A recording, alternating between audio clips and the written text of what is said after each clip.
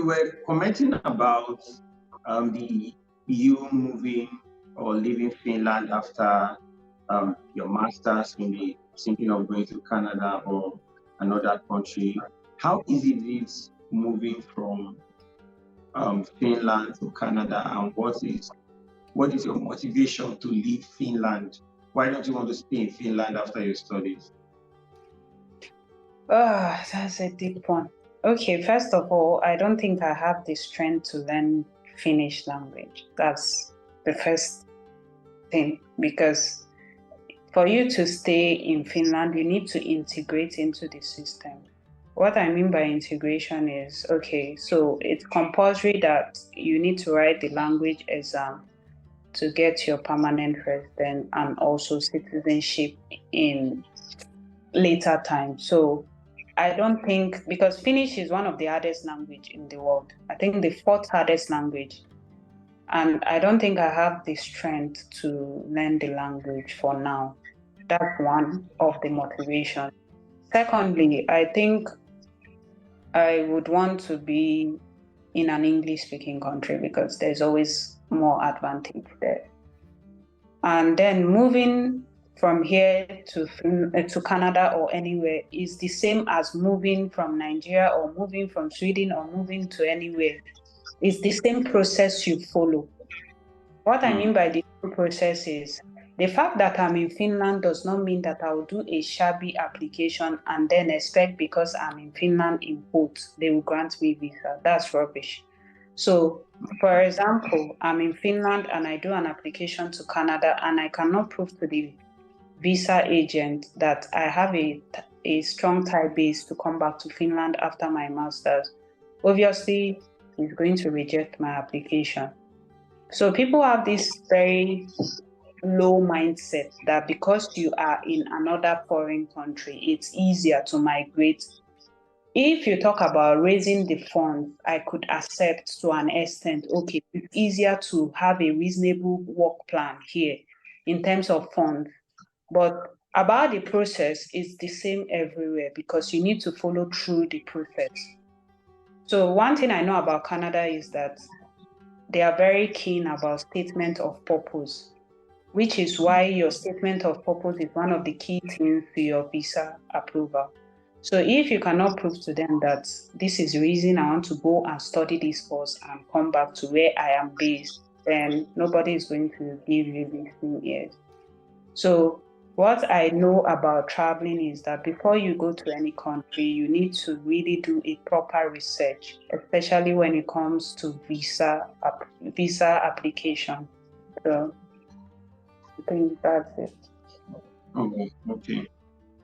So for you right now in Finland, let's say for instance, you're done with your studies and you don't move immediately.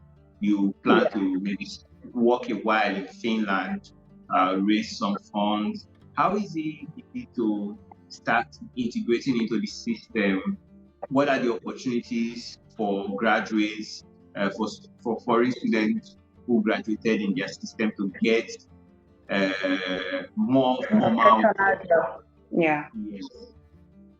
I'll be honest. The truth is, if you are not in the medical or IT line, it's really difficult breaking into the professional world here. It's not that easy. However, it's not that it's impossible, but in reality, it's quite challenging. So if you want to stay back in Finland and integrate into their system, the first step you need to take is to learn the language. Okay. Yes. So when you're done with your studies, you can go to language school, which is about a year. I believe 1 year is sufficient enough to learn the language, no matter how difficult it is. Yeah. Secondly, people integrate through various ways. Some people use the vocational study route to integrate into the system. So for some people, they see cooking as a professional career. some see care job as professional, but I don't consider any of these professional. So what some students do is that when they are done with their studies, they go into vocational field, which is cooking, caregiver, and so on. So these are also other ways you can use to integrate into the system. But first thing first is that you have to learn the language, because that's the way that they understand that you are part of them. And then they can consider you to an extent into their professional world. But if you know that you don't want to stay back, then you don't necessarily need to learn the language, because the language is just used here and Sweden. I don't think Finnish is spoken in any other country besides Finland and Sweden. Oh, really? Yeah. Okay, so finally, the final question I have for you is, what would be your advice for two sets of people now? One, international students who want to come to Finland to study. Two, students who are already in Finland but they just arrived. Do you get it? People who want to come to Finland to study, so they are thinking of study abroad opportunities. They are thinking of Finland. What advice do you have for those people? Two, what advice do you have for the people who just land? I don't think this is not the arrival period for foreign students, right? This is the arrival period. People, Exactly. Perfect. Yeah. So what's the advice you also have for people who just arrived in Finland? That's deep. Well, my advice could be relative at this point, but I'll just give it regardless. So first of all, for international students who want to come, I would say yes, they can come. So yes, in the sense that if you know that you want to stay in Finland after your studies, then you need to start learning the language now. So you can learn the language, you can start learning the basics on Duolingo, you can start learning on YouTube or different online platforms. So that way you're getting conversant with the language. And then when you come in with time, I have seen someone who learned the language she said she learned the language in less than 3 months, because she already integrated herself back home before she got here, and then she put that interest and all. So for an international student who wants to stay back in Finland after studies, I think they say make hay while the sun shines. So you can just start on time, start learning the language, start trying to get used to their culture and their system. So when you come in here, you don't find it awkward when they tell you, oh, we can't employ you because you don't know the language. You find out that, okay, you're already in the system and your pathway to learning the language is like almost complete. So you learn the language and then you have better opportunities to get good jobs after studies and integrate into their system. First thing first, I would say Finland is one of the most peaceful countries in the world. Also, Finland has one of the best education system. And also Finland is known for, at least I know one thing about Finland is that students here don't really, are not really under pressure. Pressure like UK, where you get into UK and then in a month, 2 weeks, they're telling you pay up your school fees and all. So for students who do not, international students who do not have enough funds, they can explore Finland because they can even get as high as 100% scholarship if their application is very good. So Finland has a lot of scholarship opportunities that they can explore. And also, you can apply for vocational study from wherever you are, and you don't necessarily need to pay school fees. You come and study for free in Finland. Then for people who are already here, okay, I didn't talk about international students who do not want to stay in Finland. So Finland could be a transition point for them, those who don't want to stay back. So you come to Finland and then you give yourself maybe 2 to 3 years plan. And after your studies, you find either you go through a work route or you go through school to other countries. It's your choice. You make a plan for yourself and then you move. So either ways, you want to stay back, you can stay back, but make sure that you are ready to integrate into the system by learning their language or learning a skill that is in high demand that could keep you out of the odd jobs. So skills in high demand are skills that, of course, we know IT and medical skills. Yeah. And also, if you want to study in the medical line here in Finland, sorry to say that it's compulsory that you learn the language. It is compulsory. Yeah, compulsory. So it's dependent on the person, what they really want and how they want to plan themselves. So it's an individual choice.